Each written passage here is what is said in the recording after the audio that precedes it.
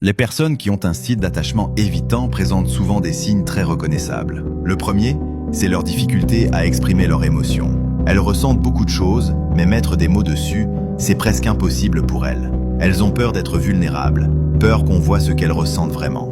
Le deuxième signe, c'est l'hyper-indépendance. Elles veulent tout gérer seules, même quand elles sont en difficulté. Elles pensent que demander de l'aide, c'est risquer d'être déçues ou abandonnées encore une fois. Alors elles se convainquent qu'elles n'ont besoin de personne. Le troisième signe, c'est la distance émotionnelle qu'elles instaurent. Ce n'est pas parce qu'elles s'en fichent. En réalité, c'est l'inverse. Elles ont tellement peur d'être blessées qu'elles mettent une barrière entre elles et les autres. Et lorsqu'un conflit apparaît, elles préfèrent fuir plutôt que de faire face. Non pas parce qu'elles veulent éviter la personne, mais parce que faire face à leurs propres émotions les effraie.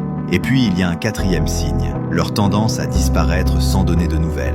Pas par manque d'intérêt, mais parce que parfois, la relation devient émotionnellement trop intense pour elles. Elles se retirent pour reprendre le contrôle et calmer ce qu'elles ressentent. Comprendre ces comportements, ce n'est pas les excuser.